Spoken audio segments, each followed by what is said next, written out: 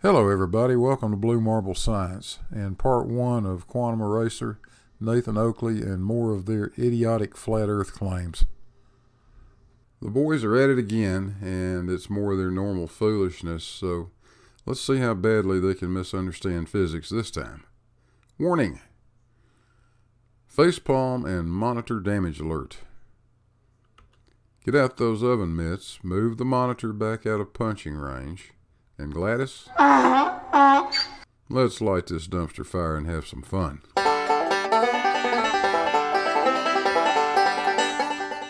Yeah, so we went over this presentation before. It's a redo. However, I added this one in. I've had this the flight proof in there for quite some time. Not in the original presentation. I always put it below in my files. I put it right beneath. It was real small because I like the more complicated ones. Why would you like the more complicated ones? You can't even get the easy ones right, Kiwi. Look, we've been through this before. Level flight means a constant heading and a constant altitude. That's a flight path that is perpendicular to the gravitational acceleration vector everywhere on the planet. And altitude is exactly the same height above mean sea level, regardless of where you are. Do we really have to go through this again? But this first one, and I didn't put these in any particular order, right? But I wanted to go over this first one because what it does, the reason why I like this one so much now is it forces Joe Coffey and Betty Breadmaker to fish or cut bait immediately. Another good thing is it's really good because most people have gotten on a commercial flight before in their life, right? Not too many people that you've known have never flown at least once before in their life. So everyone can relate to this very easily. That's why I like this one so much. So flight, and it's very easy. Since the Earth is, as we're told, a sphere of 25,000 miles in circumference with a radius of 3959 miles, then pilots traveling at a typical cruising speed of 500 miles per hour to simply maintain altitude would constantly have to adjust their altitude downwards, right? Makes sense. No, fool, it doesn't make sense. All we need to do is maintain level flight. The airplane will stay at the altitude above mean sea level that it's trimmed to fly at. We've been through all of this before, QE. Excuse me, to compensate for the curvature. They'd have to descend 2,777 feet every single minute. So the Earth curvature formula, based on a sphere with a radius of 3959 miles, is 8 inches per mile squared. I mean, this Pythagorean theorem, it doesn't matter, Pythagorean or trig or the sagitta, it doesn't matter. It's roughly this, and everyone knows it. So if you take this 8 inches and you use your 500 miles, right? We're going 500 miles an hour. That's what we're using, squared. So all you have to do, this is just simple math. You convert inches to feet. That'll give you 1,600, or I'm sorry, 100,666 feet of curvature. That'll give you 1,600, or I'm sorry, 100,606. The total drop in altitude needed in 1 hour to maintain altitude, right? That's what it says. That's what you get. Very easy. So what you do is you convert feet per hour to feet per minute. What does that give you? 2,777 feet per minute. Altitude descent at 500 miles per hour to maintain altitude. This is very easy. A flipping roller coaster would be placid serenity in comparison. Here's the punchline. The nose of the plane on a typical flight would never get above horizontal, save for takeoff. No, if you've flown on a plane before and I present this argument to you, you have to fish or cut bait real quick. I did this with my neighbor. He's pretty intelligent. And this is the first one that I tried it on, right? I just said, well, think about this. He flies all over the place, right? And it stopped him right in his tracks. I could see the look on his face like, oh no, right? So you have to fish and cut bait with this. It's just that simple. So I don't really know any argument against this. Do you? I've already given you the reasons for why it doesn't work like that, Huey. But let's take a look at something else. Why did you assume that a pilot would fly for an entire hour before making any correction to his altitude? That's how you came up with this. You took the drop for an entire hour divided by 60 and said, oh, that's 2,800 feet per minute. You know what? Let's try that a little differently. Using your same flawed logic. It doesn't really work like this, but I just want to show you how messed up this is. At 500 miles an hour, that's only 8.33 miles per minute, and using the 8-inch per mile squared formula, that's only 46.25 feet per minute drop. Not 2,800 feet per minute, Huey. You know what? It could get even worse. What if the airplane had an autopilot that was continuously adjusting it? Let's do it per second. 500 miles an hour divided by 3,600 seconds in an hour is 0.139 miles per second. Using 8 inches per mile squared, that's a drop of 9 inches per minute. Do the math yourself if you can, Huey. It's not 28. It couldn't be 2,800 feet even if this flawed logic worked correctly, which it doesn't. And oh, by the way, you nitwit, when are you going to learn how to read a 6-digit figure? I'll tell you what, Huey, try it with me. I'll do it slowly. 166,666 feet. You can do it. Try it yourself. No, that's it. Yeah, let's move on. Bolivian salt flats. Awesome. The Bolivian salt flats. Yeah, this was one of my first ones that I ran across. Sure. The Salar, right? You know, salt flats should give the game away, but yeah, apparently it doesn't. So, according to the heliocentric, sun-worshipping, spinning ball space monkey religion, every point along a tangent in every direction from your feet drops. That is, vertical drop away from you at 8 inches per mile squared. The Salar in the Bolivian Andes is the largest salt, here we go again, flat on Earth, exhibiting less than 1 meter of vertical relief over an area of 9,000 square kilometers. And that's from Borsa, to topography of the Salar, right? So what I'll phrase it deliberately like this. What's vertical relief? Drop. So they call it relief as in how much water could run off it, right? Yeah.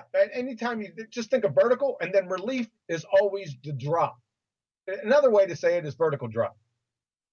Relief is a form of drop you're relieving, right? Well, no, relief is not drop. Relief is the difference between the highest point and the lowest point in a given geographic area. It doesn't have anything to do with drop. And by the way, I got this from your favorite reference manual, the Wikipedia. You're despicable. Hey, none of that now. Just be nice. So over 9,000 square kilometers, less than a meter of drop across that entire area. In other words, it's flat, perfectly flat. Yeah, it's a geometrical flat plane. That's what the deal is, right? Now, you can have a myriad of topographical features on a sphere: mountains, ridges, saddles, spurs, depressions. You know what you can't have? A geometrical flat plane. It's a direct contradiction. And this one is over 9,000 square kilometers. So, how can you stage 5 cling with a kung fu death grip to your fairy tale religion that has one of its foundational tenets of vertical drop, and yet at the same time have a flat plane with less than 1 meter vertical drop over 9,000 square kilometers, pray tell? It's a direct contradiction. I mean, now that I'm thinking about it, this one is probably just as easy as the flight, right? So, let me break it down.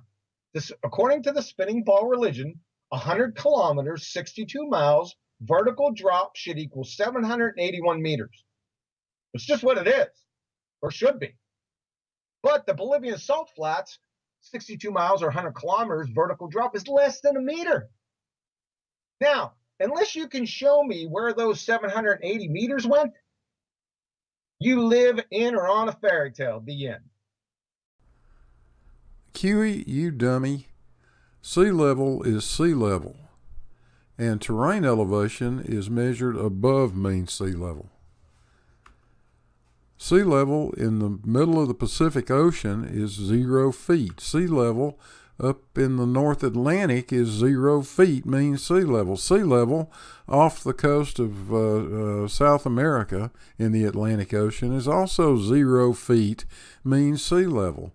If we're on land, not too far from where I live, 6,683 feet above mean sea level is the top of Mount Mitchell. The salt flat that you're looking at is about 12,000 feet above mean sea level. You and Nathan constantly misrepresent this. This is how elevations are measured. You guys keep trying to say that there's no drop across the salt flats here in Bolivia. You're trying to say that just because the elevation above mean sea level down here on the south end is pretty much the same as it is up here on the north, that means there's no drop. Well, that's just plain codswallop, fellas. Google Earth, and that's what you're looking at, has some nice features that you might even, maybe you don't know about. There's a 200-kilometer line right there. That's what we're clicked on, 200 kilometers that I drew that line. And Google Earth gives me the alternative to clamp the line to the ground, clamp it to the seafloor, make it relative to the ground, make it relative to the seafloor, or make it absolute, in other words, above mean sea level. Now, since this is not a curve calculator, to get the drop across 100 kilometers, what I need is a line 200 kilometers long, and then make the line touch at the center point. Let me show you how this works. Right now we're in absolute. I'm going to just raise this up, and you'll see that line grow, and it's getting higher and higher. Right now we're 51,000 meters above the above sea level. There's 80,000 meters, 80 kilometers above mean sea level. Well, let's put this thing back where it needs to be. First of all, we have to know what the elevation is here at the salt flat. And on this end, it's 12,002 feet, which is 3,658 meters. Now, my curve calculator says that the drop over 100 kilometers should be 784 meters.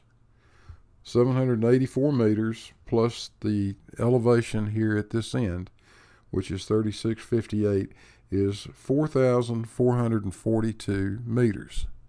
Let me put that in. 4,442 meters.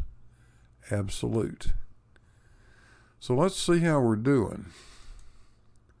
Let's go over here and zoom. This pin is about at the midpoint. Let's see how we're looking. Okay.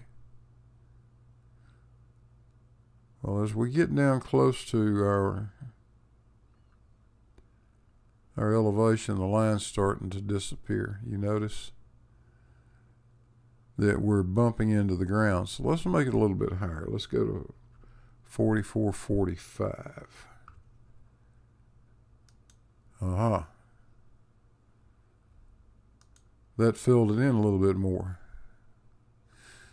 Keep in mind that this elevation is a little higher, 12,025 feet up here. So the line would be expected to run into the ground. But there's your drop, guys. There's the drop you claim you don't see. Let's look at it down here. I'll show it to you. There it is. That's 784 feet or meters right there. So that should be it. Case closed. There is 784 meters drop across 100 kilometers, just like they're supposed to be. What's the problem? Well, I think that's pretty much going to do it for part one. In part 2, you'll find out how little Huey and Nathan know about things like Navy Sea Sparrow missiles, the Coriolis effect, and maybe even vacuum. Hope you guys enjoyed it. Thanks for watching. If you liked it, please hit those little buttons down there under the red arrow, and we'll catch you guys on the next one. Hey, Gladys, we're out of here.